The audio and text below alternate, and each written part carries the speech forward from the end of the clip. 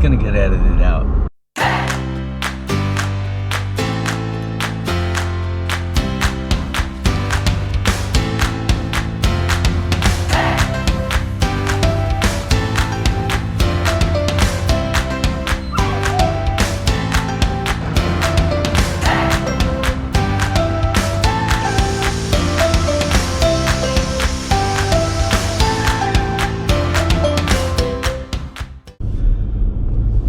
Hey everyone, Rob. I'm on the road today, and I wanted to go over the dislikes of the Jeep Gladiator, which we're in today.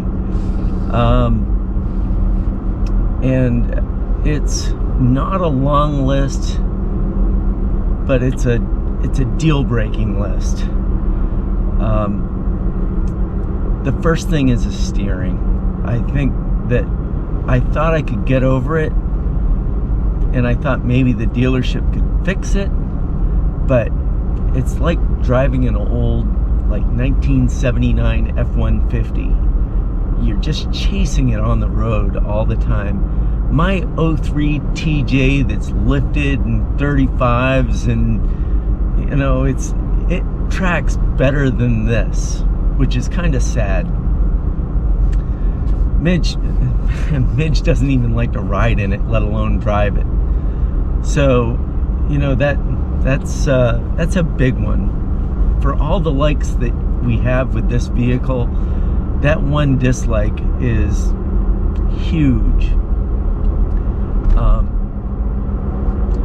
The next thing, I guess, would be the towing capabilities.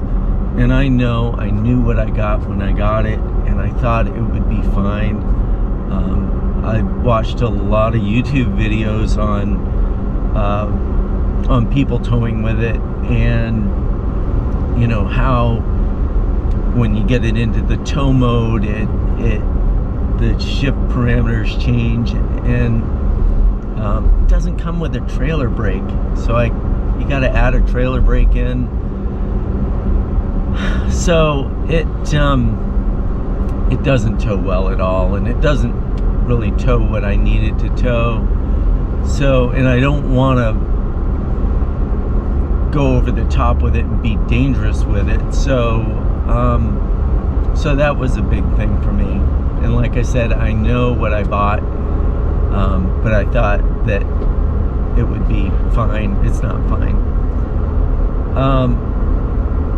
You know, if you're just towing a little, like a snowmobile trailer or something like that, it'd probably be great, but not for what I want to do with it. So the other thing is the key fob. I've got it right here.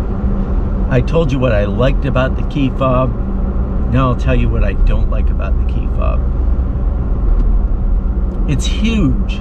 The thing is like carrying around a freaking brick in your pocket, and inevitably that comes open all the time.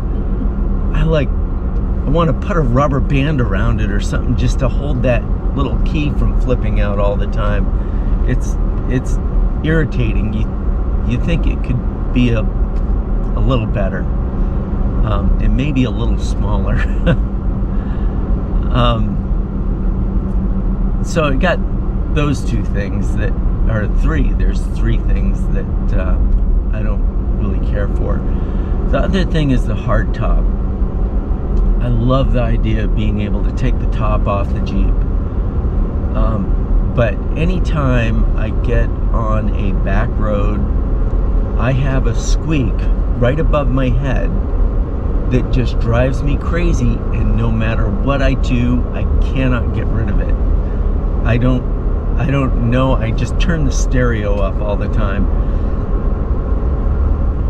So that's one of the things that irritates me. The other thing is fuel mileage. They say, I think it's 17 to 22. The very best I can get is like 18 and a half. And that is if I am babying it. And believe me, I drive like an old guy. You don't want to get stuck behind me. So that was a little irritating that I couldn't get better gas mileage. And I know I've always said, if you buy a Jeep, don't expect good fuel mileage. This is a daily driver. I want to get at least what they say it's going to get driving normally and not having to just baby it all the time. So that was another thing that was a little aggravating, especially with gas up over $4 a gallon. I find myself just driving our little RAV4 hybrid all the time because that gets 40 miles a gallon. Hey. And I know there's a diesel version of this now, and but their diesel fuel is even more expensive. Believe me, I've had a diesel engine before. I had the Cummins in a Ram, and it got great mileage, but when you're paying 50 cents or even more a gallon, it's not a wash. It's nice to have the diesel engine, and you can always justify that extra money by the fuel mileage, but that's all false, because you wash it out by the cost of diesel. If you buy anything with a diesel in it, it should be about power. It shouldn't be about fuel mileage. I think people are delusional, thinking that they're doing better money-wise by buying a diesel. That's a bunch of crap. It's an extra $10,000 up front. That'll buy a lot of gas, and then you pay a lot more for diesel, and then you're putting DEF in. So enough about that rant. So some of the other things that are kind of aggravating is the windows, the power windows in here, and that's fine. But the switches to run the power windows are in the center below the radio. Why? You're running power to the door anyways. Just put the switch in the door. That doesn't make any sense to me. I know we remove the doors, but when you remove the doors, you're taking you're disconnecting the wiring to the door, and it comes off. Just put the damn thing in the door. This thing in the middle is just, if you own more than one vehicle, you're always looking on the door for to roll the window up or down. So that's a little aggravating for me. The other thing is, this is a Rubicon model, and it has the lockers in the front and rear. And you have this intricate toggle switching thing that, you go up for the rear and down for both. And why don't you just have two buttons, one for the rear and one for the front? Not something that, I think it's engineers justifying their job when they do intricate things like that, when you could just have a button. I think Ford Bronco really did it well with having like a little bank of switches, and you just push the button. The other thing is, I think there's like a hack that you can put the rear locker in when you're in four-wheel high. That shouldn't be a hack. That should just be a button. That kind of irritating too.